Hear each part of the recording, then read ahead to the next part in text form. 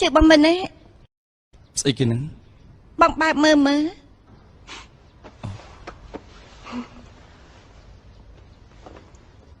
អូស្និទ្ធសោះស្អាតទេបងថាតែមើលទីពួកយើងរៀបការអូពាក់មួយណាស្អាតជាងមួយនេះឬក៏មួយនេះអូនស្អាតអញ្ចឹងដាក់មួយណាក៏ស្អាតដែរបងឯងនេះគ្មានពាក់ត្រឹមត្រូវទេ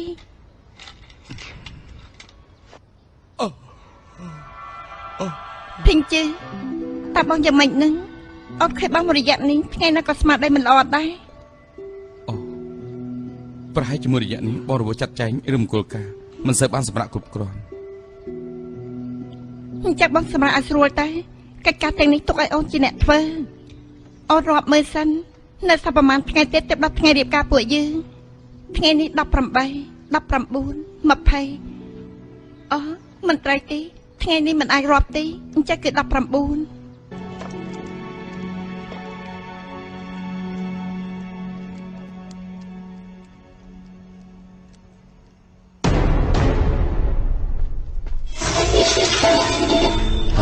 សើប្អូនអូនដោយសារតែខ្ញុំឈឺក្បាលដូច្នេះក៏ឆាប់ត្រឡប់មកវិញមិននឹកស្មានថាខ្ញុំមិនគួរឃើញរបស់ដែលខ្ញុំមិនគួរឃើញសោះ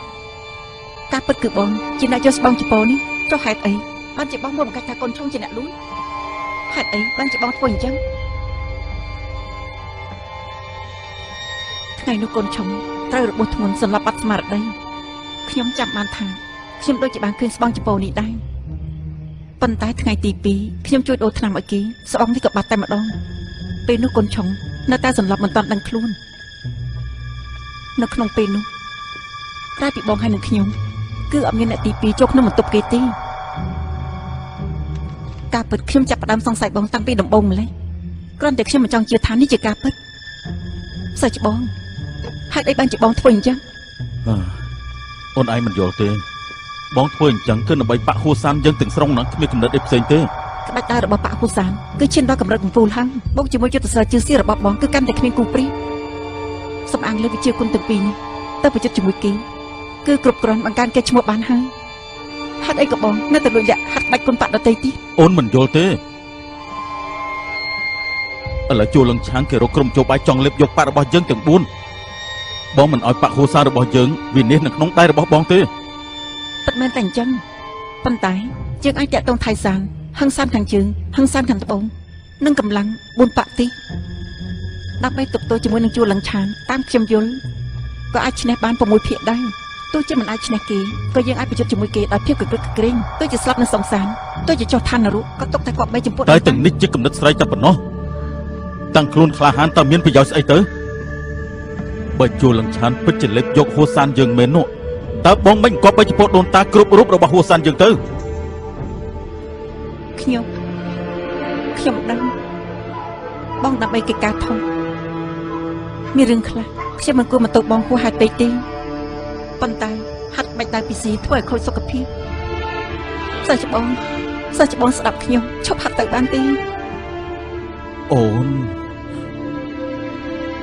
មិនបានជាអូនដឹងតែបងកំពុងតែហាត់ក្បាច់ដៃពីស៊ីអូនឯងលួចមើលបងមែនទេ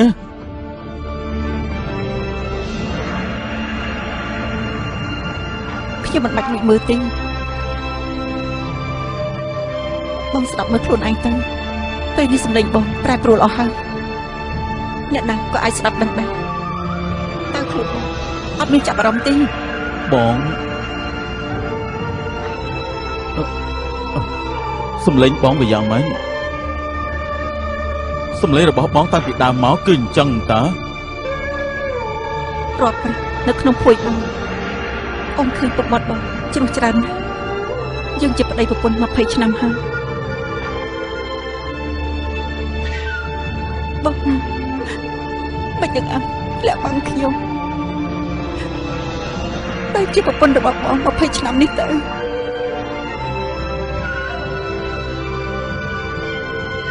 តើភីងជឺនឹងលីងសានគេបានដឹងរឿងនេះទេក្រៅពីខ្ញុំគ្មានអ្នកណាដឹងទេសាច់បងឥឡូវនេះនៅតន់ពេល យើងជាប្តីប្រពន្ធនឹងគ្នាខ្ញុំពិតជាមិនចង់ឃើញបងខ្លាចដូចជាពេលនេះទេជប់ហាត់ទៀតទៅបានទេ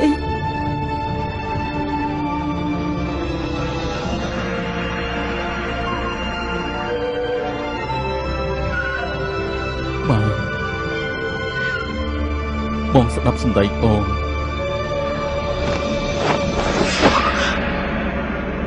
ចាប់ពីពេលនេះតទៅបងឈប់ហាត់ក្បាច់គុណដើរពីសៀទៀតហើយ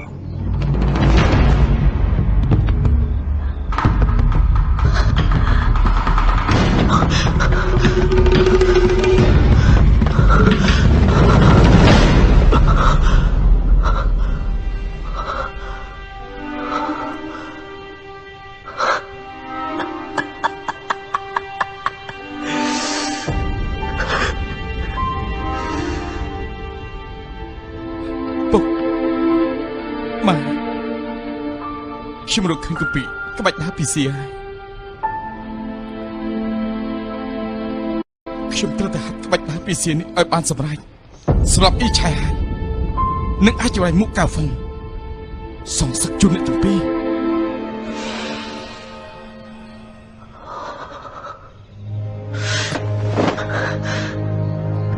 ក្បាច់ដើរពីសៀចង់ហាត់ក្បាច់ដើរនេះឲ្យបានសម្រេចត្រូវតែគ្រាវជាមួយគ្រាវខ្លួនឯង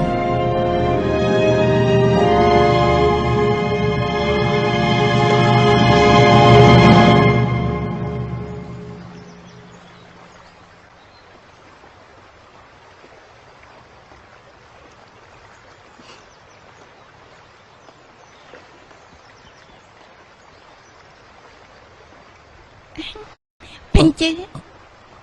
តែបងគិតអីហ្នឹងគិតឡើងភ្លើងអត់មានគិតអីទេអត់បានយកនំឲ្យបងញ៉ាំ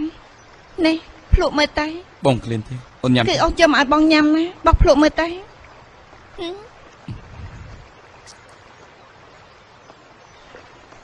ញ៉ាំមិនដែរផ្អែមផ្អែមបោះភ្លក់មួយនេះមើលបងនិយាយថាបងក្លៀនទេបងចង់ញ៉ាំទេមួយនេះមិនសូវផ្អែមទេបោះភ្លក់មើលតែបងនិយាយថាបងចង់ញ៉ាំទេមិនក៏អូននៅតែសុំទេបងគ្មានចេតនាទេ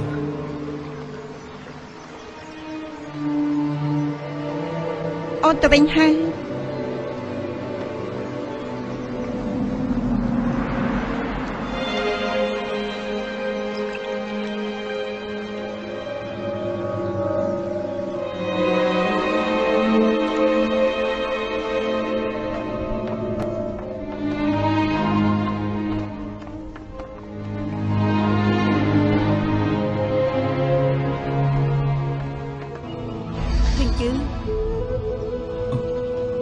អ្នកគ្រូអ្នកគ្រូរកខ្ញុំមិនកាយគ្មានរឿងអីសំខាន់ទេគ្រាន់តែមានរឿងមួយចង់រំលឹកក្មួយបន្តិចបើសិនជាលីងសាងយកនំទៅឲ្យក្មួយកុំភ្លេចនិយាយថាឆ្ងាញ់ផងណាកូនលីងរៀនធ្វើនំប្រហែលថ្ងៃហើយថាចង់ឲ្យក្មួយមានភាពភ្ញាក់ផ្អើលអញ្ចឹងក្មួយទៅលួងគេទៅឆាប់ទៅខ្ញុំដឹងហើយអ្នកគ្រូកូនស្រីនេះតាំងពីតូចមកគឺតម្រឹសណាស់មិនដែលធ្វើអ្វីទាំងអស់ឥឡូវសុខចិត្តទៅផ្ទះបាយធ្វើនំឲ្យក្មួយដោយផ្ទាល់ដៃភីងជឺគេដើម្បីក្មួយគឺកែប្រែច្រើនណាស់ក្មួយត្រូវតែស្រឡាញ់គេដោយស្មោះផងបាទអ្នកគ្រូ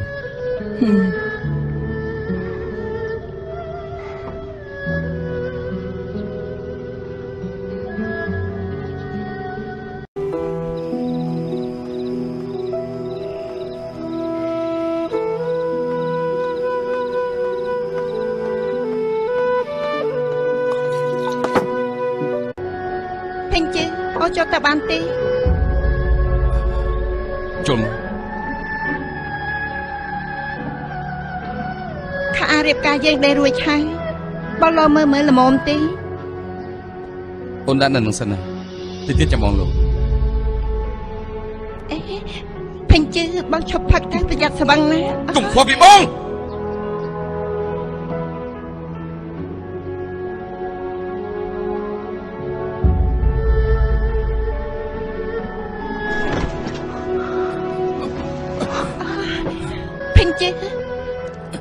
ពេញជឿបងអត់អីទេអើយ ថយចេញបងនិយាយថាបងមិនស្វឹងទេបងប្រាប់អូនហើយមិនអូនស្ដាប់តាមបងបន្តិចទៀតក៏បងមិនអីដែរហេតុអីក៏អូនស្ដាប់តាមបង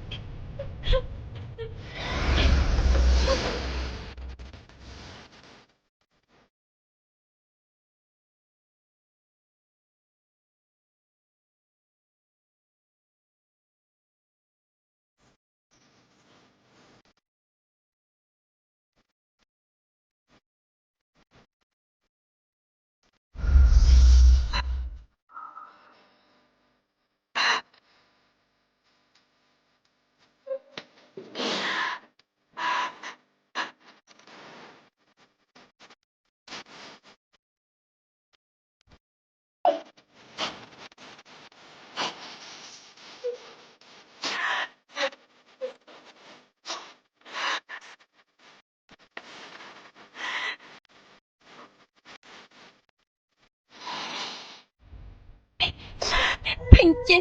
តោះយ៉ាងម៉េចណា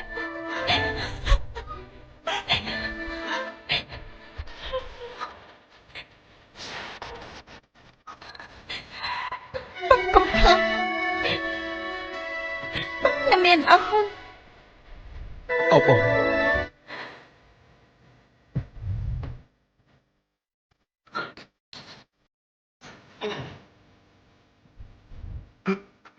បងបាត់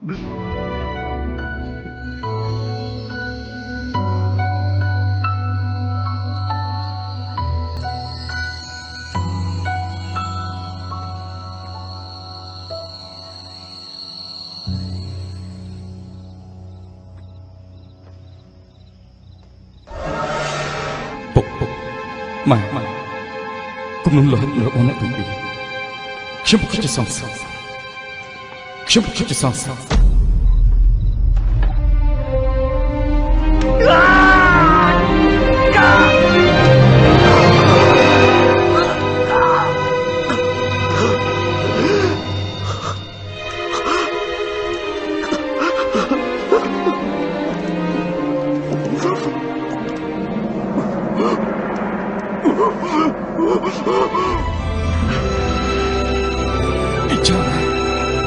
យើងឲ្យឯងដាច់ពូជយើងចឹង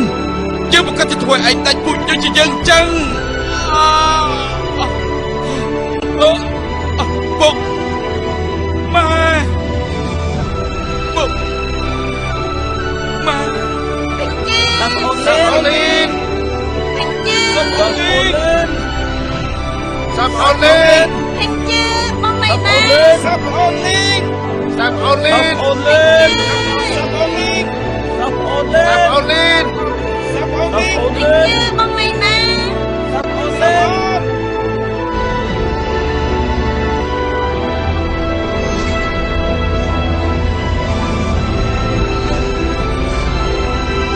តាមអូនលេង តាមអូនលេង អេសាប់អូនជប់រកទៀតទៅត្រឡប់ទៅផ្ទះវិញទៅ ខ្ញុំមិនទៅវិញទេខ្ញុំតែរកពេញជឿឲ្យឃើញតែរកឲ្យឃើញ សាប់អូនពួកយើងដើររកច្រើនថ្ងៃហើយបើលោកគ្រូអ្នកគ្រូដឹងពួកបងមិនទទួលខុស ខ្ញុំ ត្រូវទេ និយាយថាមិនទៅវិញទេបើសិនជាពួកបងខំបងទៅវិញមុនចឹង អេសាប់អូន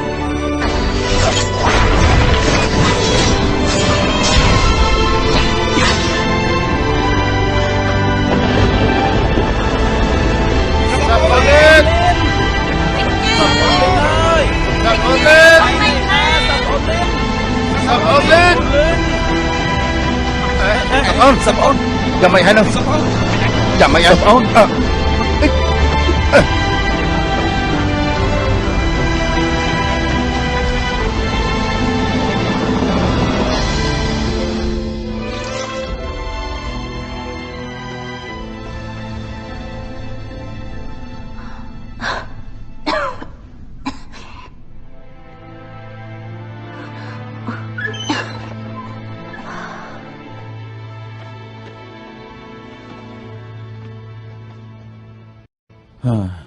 លឹងសានយ៉ាងម៉េចទៅហើយ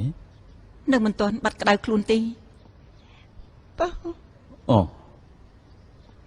អេ បងរកឃើញពេញជើហើយណា ខាងក្រៅភ្លៀងខ្លាំងណាស់ហើយមានទឹកជំនន់ទៀតពួកគេត្រឡប់មកវិញអស់ហើយ ពួកគេរកបន្តទៀតដែរពួកគេរកបន្តទៀត កូនទុកចិត្តចោភេងជឺវិជាគុណខ្លាំងពូកែ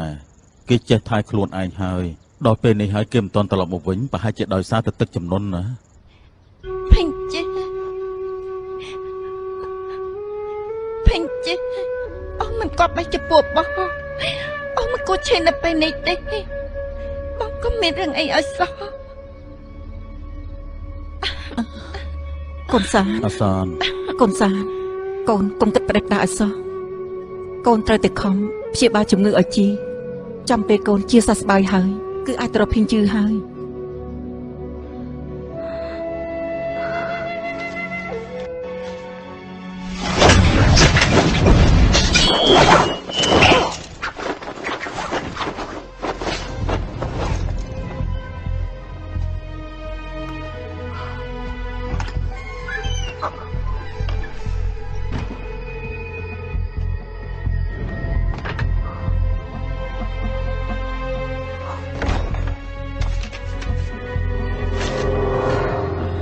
ធ្វើបិណ្ឌអូនណាធ្វើបិណ្ឌអូនណា អរគុណលោកគ្រូបានសរសើរ អីយ៉ាទៅនោះយើងខំបណ្ដុំបណ្ដាលឯងនឹងផ្ដាល់ឱកាសឲ្យឯងមិនអត់ប្រយោជន៍ទេលើកនេះសាំងគុណលឿងទុះយើងសប្បាយចិត្តណាស់កំហុសដែលឯងធ្វើកាលពីមុនចាប់ពីពេលនេះទៅកាត់កងគ្នារួចអស់ អរគុណលោកគ្រូមានចិត្តទូលាយមិនស៊ើបសួររឿងពីមុន អេឈប់ក្រឡឹកលោកគ្រូឥឡូវលោកគ្រូយកបានកពីពីសៀហើយចាំដល់លោកគ្រូបានសម្រេចគ្រប់គ្រងពិភពគុណអ្វីៗក្នុងដៃលោកគ្រូសូមជួយត្រេកអរលោកគ្រូ ប្រកាសបើតាំងកម្លាំងធាតុកោរបស់លោកគ្រូក្នុងពេលនេះបូកជាមួយនឹងក្បាច់ដើមពិសីចង់គ្រប់គ្រងពិភពគុណតែមិនឯងគឺស្រួលដូចផ្កាបាត់ដៃអញ្ចឹងមុនពេលអង្គប្រជុំសង្សានពេលថ្ងៃបុណ្យសែនលោកខែយើងត្រូវតែហាត់ក្បាច់ដើមពិសីឲ្យបានសម្រេចផ្សាយបញ្ជាយើងចាប់ពីថ្ងៃនេះទៅយើងចង់សមាធិហាត់គុណកុំឲ្យគុណចៅមករំខានយើងឲ្យសោះដឹងទេបាទ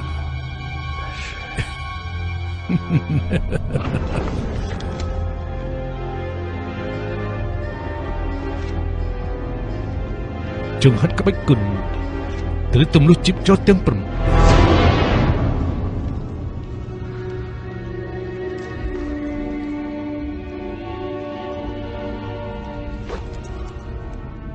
ក្បាច់ដាច់ពីស៊ី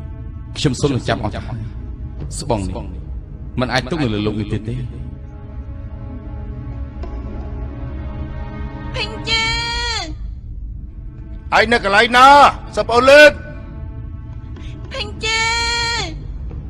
អេសាប់អូនណាមិនអីទេ ពេញជើ ឯងនៅកន្លែងណាសាប់អូនលឿនសាប់អូនខាងនោះមានរូបភ្នំមួយយើងទៅមើល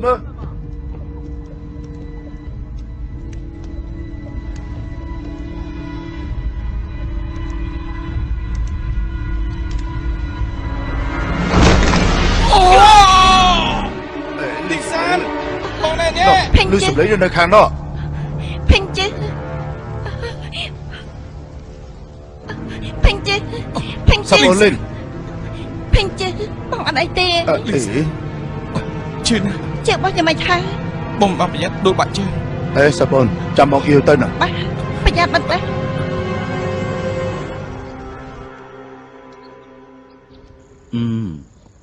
សំណាងហើយដែលអត់បាក់ឆ្អឹងគ្រាន់តែប្រេះបន្តិចប៉ុណ្ណោះសម្រាប់ឲ្យបានស្រួលបួលទៅគឺអស់អីហើយ ចម្លែកមែនសាប់អូនលឿនណាជើងរបស់ប្អូនរបួសច្រើនថ្ងៃហើយមិនក៏នៅតែហូរឈាមទៀតអញ្ចឹង ការពិតលេងហូរឈាមហើយមកពីខ្ញុំតក់កុហកពេកបង្ខំចិត្តឡើងទៅលើភ្នំក៏បានជប់ទឹកចំនួនបុកប៉ាន់ថ្មទៀត ការពិតគឺអញ្ចឹងទេហ៎ ពេញជើនៅសោកហេតុអីបងសាប់តែបាត់ខ្លួនប្រហែលថ្ងៃប្រហែលយប់អញ្ចឹង មុននេះបងបានទៅផ្សារ បើទៅផ្សារធ្វើអី ការពិតខុសមកពីបងយប់នេះបងផឹកស្រាស្វឹងធ្វើឲ្យអូនខឹងក្រោយមកបងយល់ថាមិនគប្បីនឹងអូនដូច្នេះថ្ងៃទី2ព្រឹកឡើងបងសម្រេចចិត្តទៅផ្សារទិញស្ករផែនយកមកឲ្យអូនញ៉ាំដើម្បីលួងអូនឲ្យសប្បាយចិត្តមិននឹកស្មានថាក្រោយមកដួលហើយថែមទាំងជុំនឹងទឹកចំនួនពីលើភ្នំលើកនេះបានត្រឡប់មកវិញជួបអូនសំណាងណាស់ទៅហើយប៉ុន្តែស្ករផែននោះបងឯងនេះល្ងងណាស់សំណាងហើយដែលភីងជឿអត់មានបញ្ហាធំដុំមិនខកដំគោលការរបស់ពួកឯង ត្រៃហើយអូស្មានថាលើកនេះអូតែខ្សែដល់តាជាមួយមន់កខៃណាកូនល្ងងចិត្តរៀបការហើយពាក្យមិនល្អទាំងនេះមិនអាចនិយាយបានទេណាហើយបានហើយថ្ងៃនេះគឺថ្ងៃ6កើតនៅសល់8ថ្ងៃទៀតប៉ុណ្ណោះក៏ដល់ថ្ងៃមង្គលការពួកឯងហើយដូច្នេះត្រូវខំសម្រាប់ជាបារបួសយល់ទេបាទលោកគ្រូឆាប់សម្រាប់ទៅ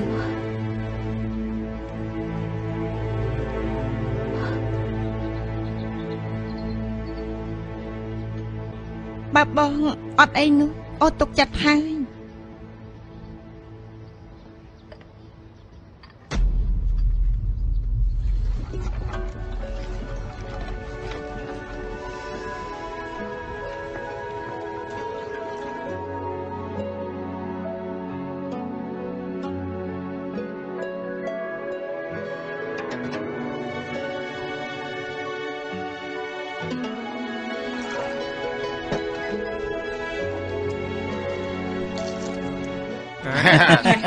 សាប់អូនលេងណាបងទីអរណាថ្ងៃល្អរបស់ឯងហើយណាហ្នឹងហើយល្អណាស់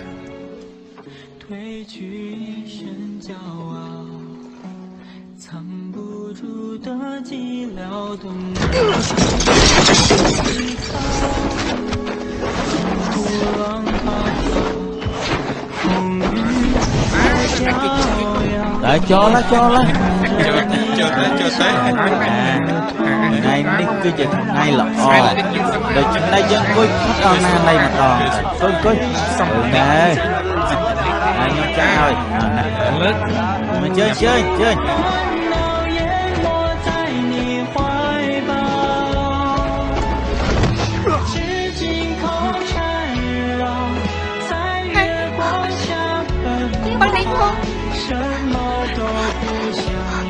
បងនេះផង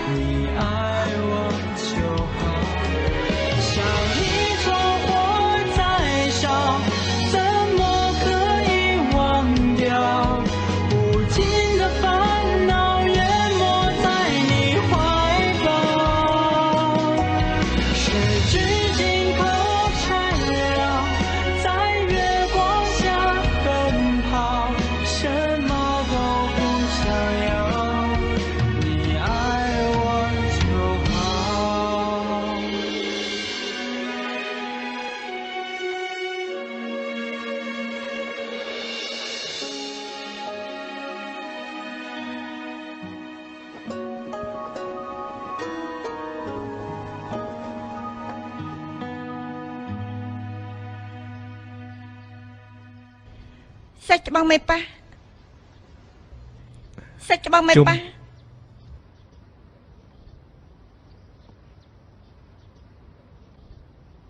លោកមេប៉ាដឹងខ្លួនហើយមានអារម្មណ៍យ៉ាងម៉េចដែរ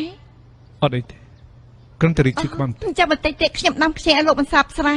ផឹកទៅឡើងឈឺក្បាលហើយអរគុណសាច់ច្បងមេប៉ា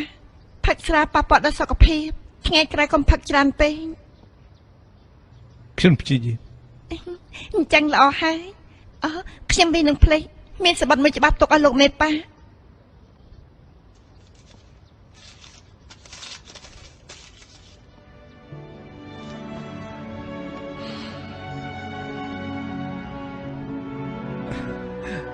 សាច់ច្បងមេប៉ាសប្បាយចិត្តយ៉ាងនេះតែក្នុងសម្បត្តិគេនិយាយអីខ្លះគេនិយាយថាឪពុកម្ដាយរបស់គេអត់ស្អីមិនទូគេដោយសារតែគេលេងខ្ញុំទេគេថែមទាំងនិយាយថាចៅពុតរបស់គេបាត់ខឹងគេនឹងមកហិង្សាររកខ្ញុំចាប់ប្រសានណាស់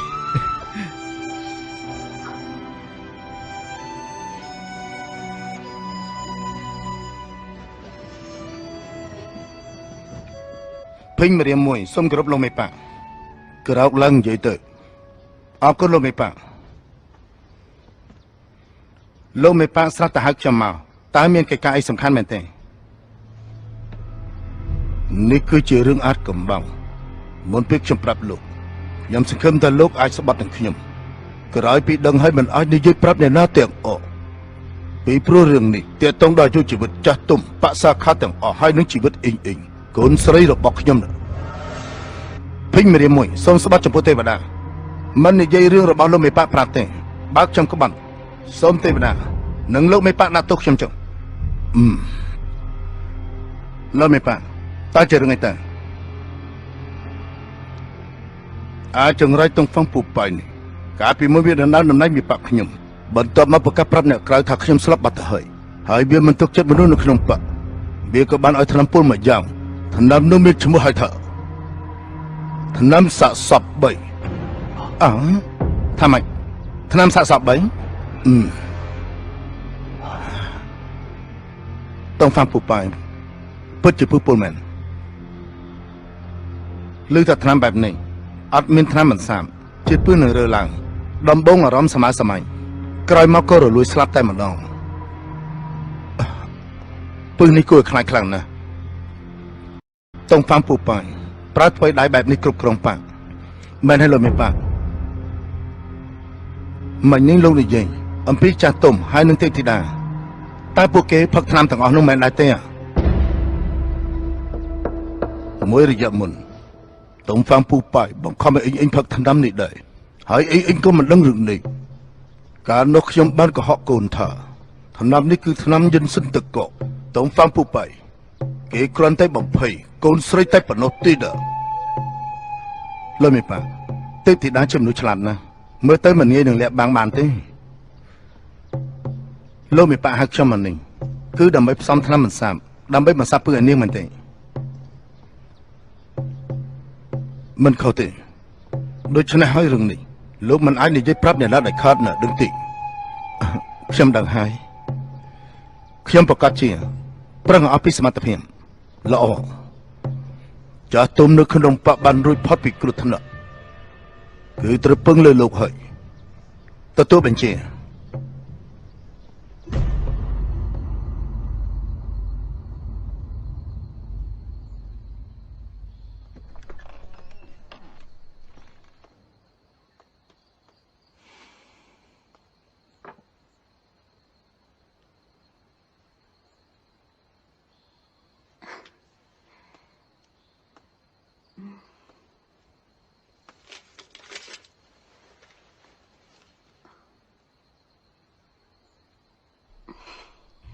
យប់ស្មាននេះហើយបងនៅមើលសិភៅទៀតអូនឃើញប្រហែលថ្ងៃនេះធាតុអាកាសក្តៅស្ងួតអូបអាស្ងោសុបឲ្យបងញ៉ាំទុកនៅនឹងហើយតែស្ងោហើយញ៉ាំតែតនៅក្តៅក្តៅអញ្ចឹងហត់យ៉ាងម៉េចទៅលីងសានភេងជឺ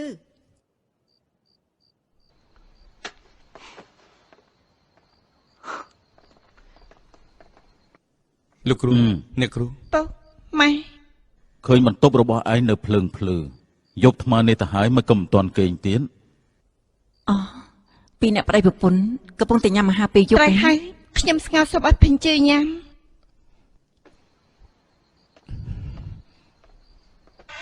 លីងសាន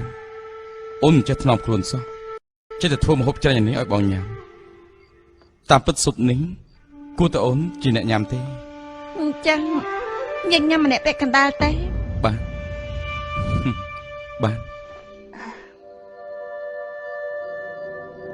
និយាយអញ្ចឹងភេងជឿ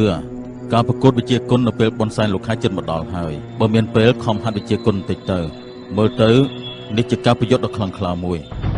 បាទលោកគ្រូមែនហើយលីងសានស្អែកកូនទំនេរទីអត់មានធ្វើអីទេម៉ែអញ្ចឹងជូនម៉ែទៅផ្សារទៅជិតដល់ថ្ងៃ15កើតខែ8ហើយពេលព្រឹកនៅពេលយប់អាកាសធាតុខ្លាចជាត្រជាក់ហើយម៉ែចង់ទិញកណាត់ខ្លះមកដេកខោអាវប្រមាណសម្រាប់ឲ្យពុកកូនអញ្ចឹងថ្ងៃស្អែកខ្ញុំទៅជាមួយម៉ែឥ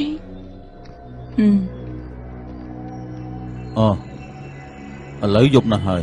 កុំខានដល់ពួកគេសម្រាប់អីយើងទៅវិញទៅ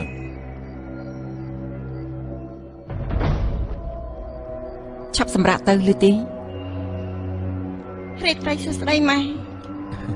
អ្នកគ្រូសូមជើញ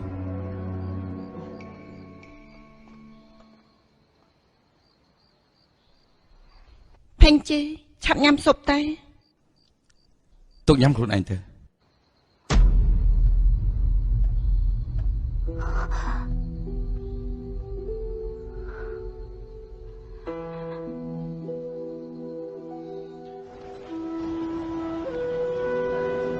កូនសាមករយៈនេះកូនស្គមច្រើនណាស់ មែនទេខ្ញុំអត់អីទេ នៅថាអត់មានទៀតទេមើលទៅកូនដូចជាព្រលឹងមិនជាប់នឹងខ្លួនមនុស្សយើងទៅរៀបការហើយគួរតែមានទឹកមុខស្រស់បោះញញឹមញញែមទៅត្រូវតែកូនទៅតែបានប្រហែលថ្ងៃក៏អញ្ចឹងទៅហើយទៅតែធ្វើប្រពន្ធគេទម្លាប់មិនបានមែនទេ ប្រហែលជាអញ្ចឹងហើយ តាំងពីតូចមកកូនរស់នៅទំរឹសឥឡូវឲ្យកូនបម្រើប្តីប្រកាសជាទម្លាប់មិនបានទេប៉ុន្តែកូនត្រូវយល់នេះជាទួនាទីធ្វើជាភរិយារបស់គេយូរទៅលែងអីហើយ ទុកចិត្តចាំម៉ែខ្ញុំដឹងហើយ ភេងជឺជាមនុស្សស្លូតត្រង់ណាស់ហើយស្រឡាញ់កូនថ្នាក់ថ្នមកូនទៀតម៉ែមានកូនប្រសាបែបនេះម៉ែទុកចិត្តហើយហើយឥឡូវមកដល់ហើយយើងនាំគ្នាទៅរើសកណាត់ទៅណា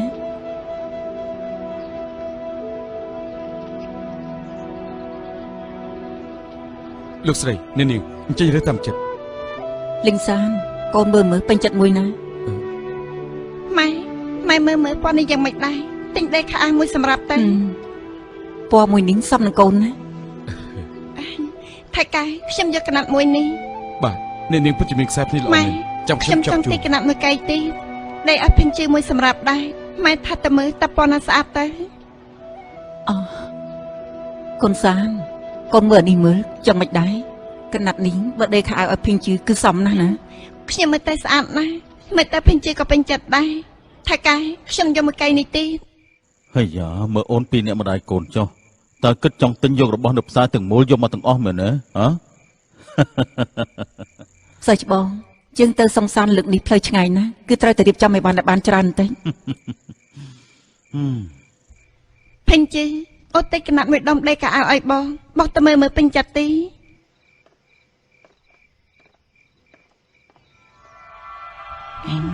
នេះ ខ្សែភ្នែកអូនល្អមែនលីងសានកណាត់នេះត្រូវចិត្តបងណា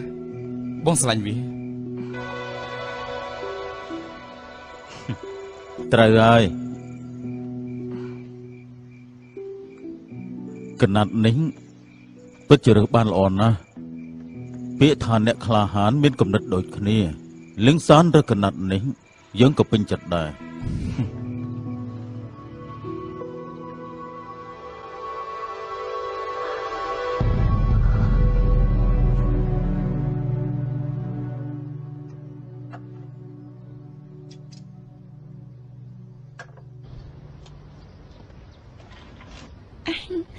ពេញជើ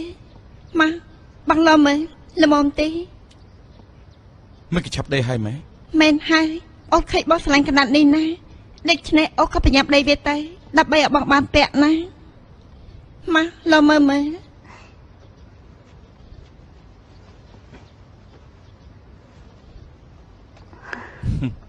ស្អាតគួរសម ឲ្យតែបងពេញចិត្តនោះគឺបានហើយថ្ងៃក្រោយចាំអូនដេកឲ្យបងបានច្រើនមែនតើ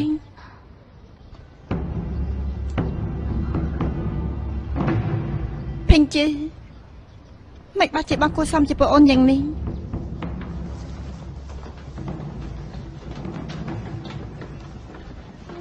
អូនគឺជាប្រពន្ធរបស់បងហើយ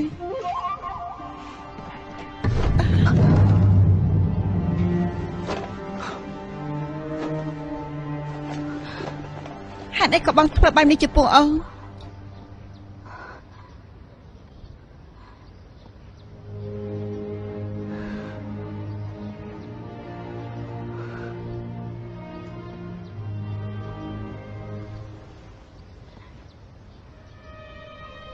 ពេញជើ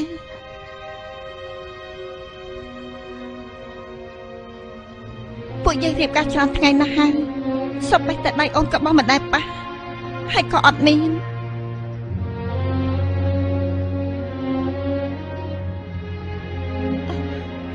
ហេតុអីក៏បងធ្វើបែបនេះចំពោះអូនហេតុអីក៏បងឃើញអូនដូចជាឃើញពស់ថ្លាន់វ៉ាន់អញ្ចឹង ហើយនេះក៏បងធ្វើបែបនេះចំពោះអូន តើបងមិនល្អចំពោះអូនដូចជាបងធំទេមែនទេតើអូនស្ដាយក្រោយណាស់ដែលរៀបការជាមួយបងមែនទេបងដឹងថានៅក្នុងចិត្តអូនមានតែសិស្សច្បងធំម្នាក់គត់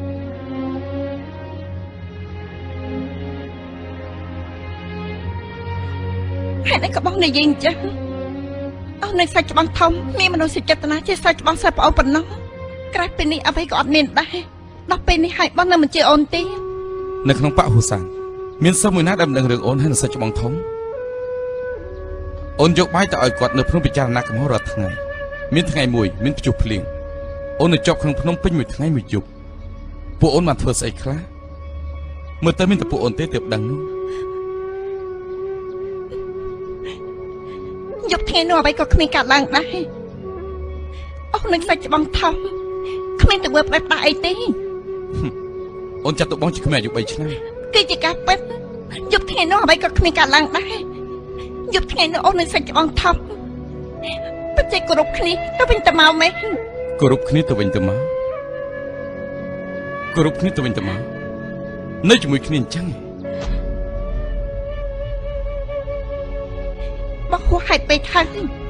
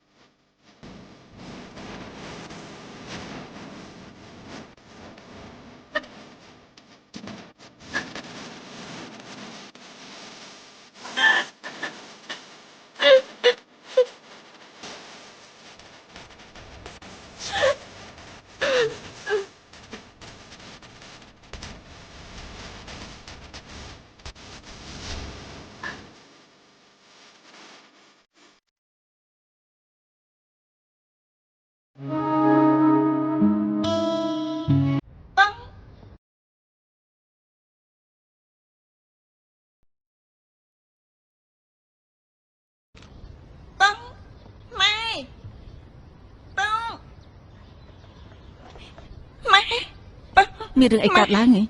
ឆាប់ទៅភ្នំពិចារណាកំហុសមកជាមួយខ្ញុំតែឆាប់ឡើង នៅកន្លែងណា គេនៅភ្នំពិចារណាកំហុស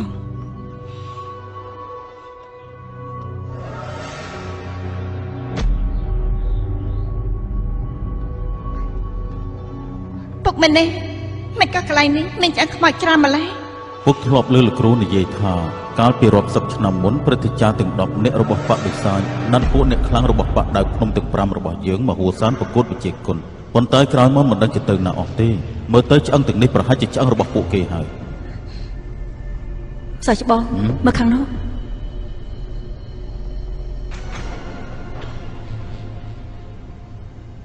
អូ សាច់ច្បងក្បាច់ដើរដែលឆ្លាក់នៅលើនេះសុទ្ធតែក្បាច់ដើររបស់បកភ្នំទាំង5 មិនខុសទេ